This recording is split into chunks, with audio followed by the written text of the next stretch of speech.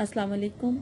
कैसे व्यूअर्स आप लोग? मैं उम्मीद करती हूँ आप लोग खैर ऑफिस से होंगे और मेरी आप लोगों के लिए बहुत सारी दुआएं हैं। हमेशा की तरह जिस तरह से मैं आप लोगों के लिए दुआएं करती हूँ, हमेशा की तरह दुरूद पढ़ के दुआएं करूँगी। आप लोग भी मुझे अपनी दुआओं में शामिल रखें, शुक्रिया। आज का वजीफ़ा पहले मैं आपको बता दूं कि आज का टॉपिक क्या है। आज मैं आप लोगों के लिए जो वजीफ़ा लेकर आई हूँ वो आयत करीमा का वजीफ़ा है और इंशाअल्लाह ताला आपको करने में भी आसानी होगी और आपके हर मकसद के और हर मुश्किल से निजात के लिए है, हर मकसद के पूरा होने के लिए है। आपके लिए बहुत आसान होगा ये अमल और आपको अच्छा लगेगा इंशाअल्लाह। तो वजीफ़ा तो मैं आपको बाद में बताऊंगी। पहले मैं आपसे चैनल के लिए रिक्वेस्ट करूं कि जो लोग फर्स्ट टाइम मेरे चैनल पर आए हैं वो पहले मेरे चैनल को सब्सक्राइब कर लें और बेल का निशान भी प्रेस कर लें और मेरी वीडियो को लाइक ज़रूर कीजिए, ठीक है। और आप भी दुरूद पढ़ लें, मैं भी दुरूद पढ़ लेती हूँ, फिर दुआओं का सिलसिला शुरू करते हैं। अल्लाहुम्मा सल्ली अला मुहम्मद व अला आलि मुहम्मद कमा सल्लैता अला इब्राहीमा व अला आले इब्राहीमा इन्नका हमीदुम मजीद। अल्लाहुम्मा बारिक अला मुहम्मद व अला आलि मुहम्मद कमा बारकता अला इब्राहीमा व अला आले इब्राहीमा इन्नका हमीदुम मजीद।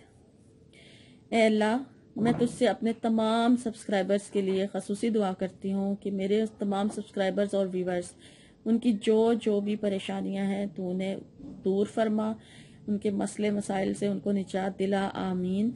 और उनके दिल की जो भी ख्वाहिशात हैं और हाजात हैं और वो जायज़ हैं तो अल्लाह पाक तो उन्हें अपनी बारगाह में कबूल और मकबूल फरमा, आमीन। जो बे औलाद लोग मुझे दुआओं के लिए खसूसी दुआओं के लिए कहते हैं तो अल्लाह पाक तो उन्हें नेक सीरत और सालिया औलाद से नवाजते, आमीन। जो आजकल एग्ज़ाम्स दे रहे हैं, बहुत सारे मेरे बहन भाई मुझे दुआओं के लिए कहते हैं तो तूने आला नंबरों से कामयाबियाँ और कामरानियाँ अता फरमा, लोगों को अपने दुश्मनों से निजात दिला और बीमारों को शिफा अता फरमा दे। और रिज़्क से जो तंग हैं, रिज़्क की तंगी से जो परेशान हैं तो उन्हें खुला रिज़्क अता कर दे। जो लोग नौकरी की वजह से परेशान हैं उन्हें उनकी पसंद की नौकरी से नवाज दे, आमीन। और जो लोग नाफरमान हैं यानी कि अपनी औलाद की नाफरमानी से परेशान है और मुझे दुआओं के लिए कहते हैं तो अल्लाह पाक तो उनकी औलाद को उनके हक में फरमा बद्दार बना दे, आमीन। बस आप लोगों ने मुझे भी अपनी दुआओं में याद रखना है, शुक्रिया। तो आज के टॉपिक की तरफ चलते हैं, लेकिन उससे पहले एज़ यूजुअल जैसे मैं अपनी हर वीडियो में जिक्र करती हूँ कि आपने कोई भी वजीफ़ा करना है आप ज़रूर कीजिए, लेकिन उस वजीफ़े के साथ 5 वक्त की नमाज की पाबंदी और नमाज की अदायगी ठीक से ज़रूर कीजिए और कुरान पाक की तलावत को अपनी ज़िंदगी का हिस्सा बनाइए।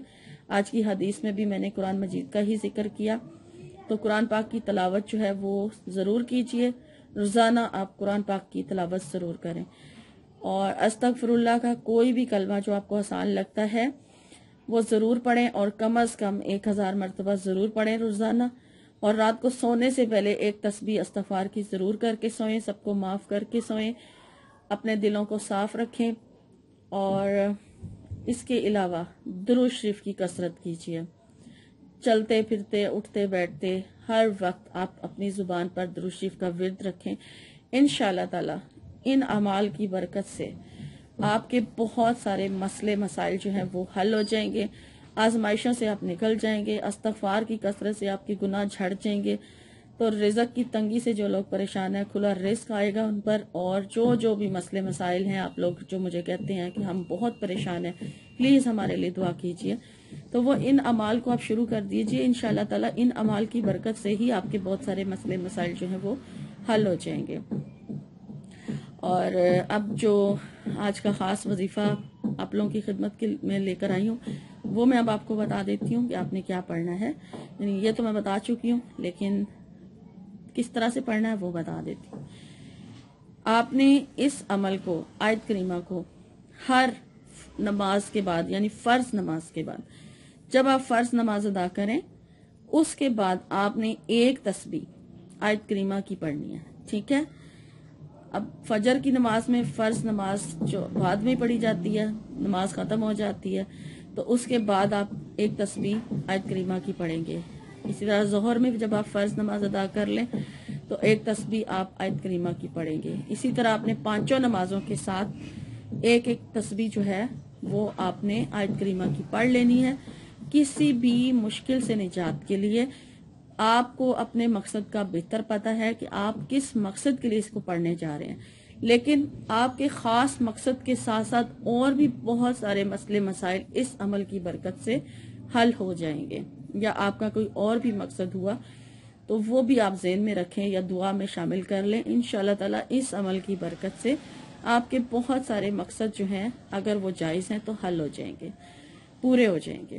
ٹھیک ہے، آپ نے ہر فرض نماز کے بعد ایک تسبیح آیت کریمہ کی پڑھ لینی ہے۔ اگر کوئی بیمار اپنی بیماری سے نجات کے لیے پڑھنا چاہتا ہے تو وہ بھی اسے ضرور پڑھے، اور اس عمل کی مدت نہیں ہے، اسے آپ نے ہمیشہ جاری رکھنا ہے۔ آپ پڑھنا شروع کر دیں انشاءاللہ تعالی 15 سے 20 دنوں میں جب آپ اسے لگاتار پڑھ لیں گے تو آپ کو خود بخود اس عمل کی برکتیں جو ہیں وہ نظر آنا شروع ہو جائیں گی، پھر آپ خود ہی سے جاری رکھیں گے۔